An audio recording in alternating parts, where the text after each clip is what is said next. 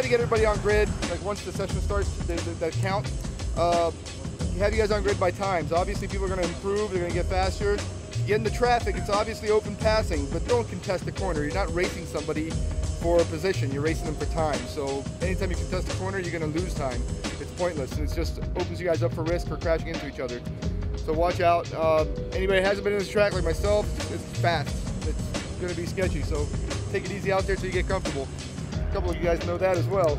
This is our 3rd season with Global Time Attack, our 2nd time back here at Road Atlanta. We're growing steadily, little by little, and we feel that the sport of time attack in the United States is doing the same. You know, Road Atlanta, it's not just a beautiful place to be, it's a very challenging race course. 2.54 miles, 12 turns, a real popular area called the S's that these guys have a great time traveling through at a high rate of speed. You know, it's a world-class road course. It's world-renowned, and for us to be able to be here, it's a challenge for the drivers. You know, and like I said, guys are coming from all over the United States to come and race at this event, and I think that says something there about this venue and how sought after it is to be a place to time attack at. And we're really looking forward to making the Road Atlanta event in May with Drift Atlanta and Formula Drift an annual thing for Global Time Attack.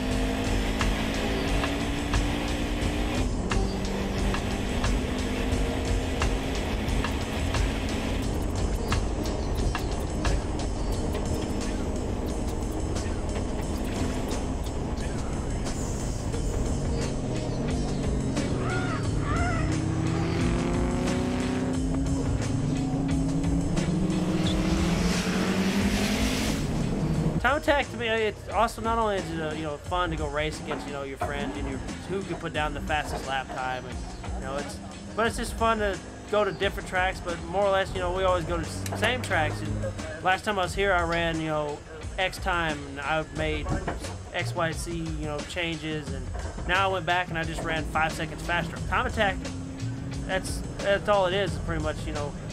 Learning your car, being happy on track, and finding the right groove for yourself. Racing is, it's finding all that, and you got to worry about other cars. Time attack's just you focusing with your car on the track. And to me, that's what I enjoy. It's like a race against yourself. Well, it's another time attack event, and I just can't seem to stay away from them. I'm not currently driving a car, so if I'm not making a car go fast myself, I have a whole lot of fun helping other guys learn how to drive these race cars as fast as they can, and that's what I'm doing here with Steve at Knight Motorsports. He's a young, developing driver. He's really interested in learning how to make these cars go fast, and these cars are not easy cars to drive fast. I mean, with 550, 600 horsepower, they're a real handful, and they're driving these things on street tires. Time attack is unique because it's so compressed. These cars are so high strung. You've got maybe three really good laps that you can get out of them before everything starts to really overheat on you. So you really have to commit early on, get through the corners as fast as you can, and you really have to kind of tough it out. You don't have the luxury of saying, oh, I kind of blew that corner, I'll have another lap, or 10 laps to figure it out. You make a little mistake, you've got to sort of muscle on through it and get after it. And you've only got 2 laps left, so it's a pretty ballsy sport because these cars are not slow. So there's a lot at stake here. We're very grassroots. I think there's kind of an aura of an underdog type feeling between the time attack community and us trying to get more media exposure for the teams and more media exposure for time attack in general. But I think we're starting to chip away at it little by little. Patience is key. But at the same time, it's also builds a lot of camaraderie, and we all really feel tight-knit group together as underdogs trying to make time attack work here in the States. We love the time attack environment. I mean, the people are so helpful and friendly. We got a bunch of people here working on other people's cars right now. We got a few mechanicals going on with some of the first events of the year. We had a little one this morning. A bunch of people chipped in real quick, help us get it fixed and get us back on track as fast as possible. It's just it's a real family-friendly environment. Everybody's helping each other out and having a good time, and we get to go real fast.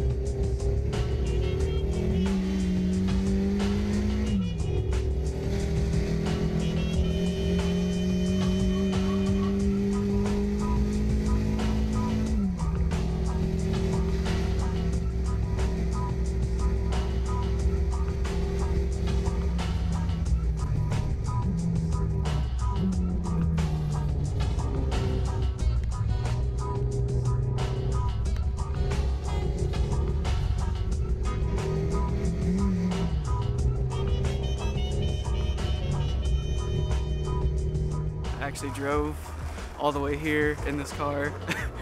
So it was quite a long drive, about 15 and a half hours or so. But this is my first time here, and I'm in the street front wheel drive class, so hoping to do the best. Everyone's really encouraging, and everyone just pushes you to go faster, really helpful. It's really competitive. It's really good to compare times too. You can really just see how you're improving, how you stack up against other drivers.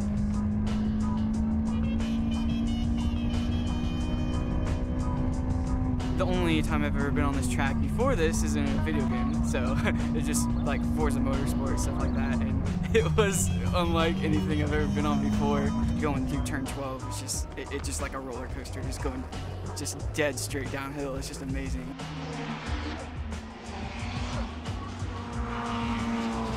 The professional atmosphere at an event like this is pretty neat. You know, I've done a lot of club road racing, and it's a lot of fun.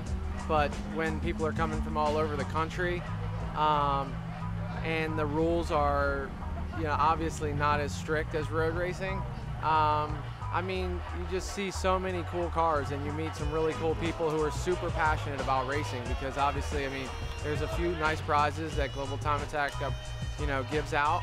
But really, most of the people coming from long distances and such to an event like this, it's because they're really passionate about racing. We experienced looking at magazines, seeing the Japanese culture and the Super Lap thing start up in the U.S. and kind of motivated us to get involved in the scene. And in Arizona, we've had our own series for nearly 7 years, I think.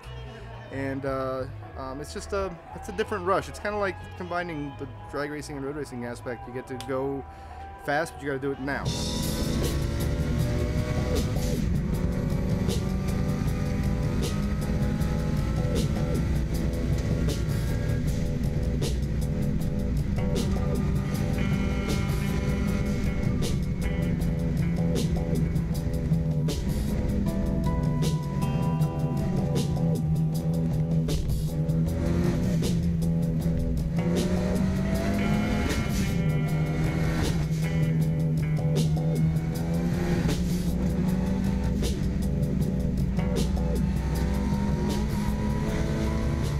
I like Time Attack because the way the structure is set up, it allows people, like, you know, whether you're just an individual or you're a shop and you've got a nice street car, you don't really have to prep it.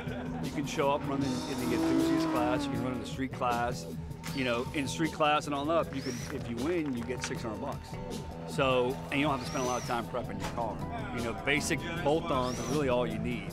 And then if you do have something that's got a cage in it and stuff like that, you run with NASA or NARA or anybody else, you can still come out here and do well and win prizes, you know, parts, stuff like that. So it's just a good venue. There's a lot of exposure that you get to, obviously, and a lot of good sponsors.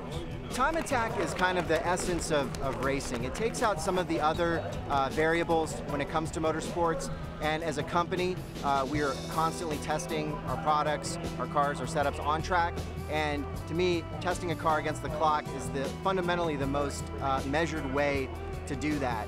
And Time Attack has become very popular in the United States. It's obviously very popular in Japan and overseas. And it's good to see more and more people getting involved in the sport. What I've noticed with Global Time Attack and all of the Time Attack organizations across the country is a great sense of teamwork and camaraderie. Everyone is willing to help, including your competitor that you're trying to beat. Everyone's willing to lend a hand, whether it's tools, spares, whatever. The most important thing is that people get a chance to race against each other, and it's no fun to win when your arch rival competitor isn't able to get out there on track with you. So to me, that's a really satisfying part of this type of motorsport that you sometimes don't see in other organized motorsport events.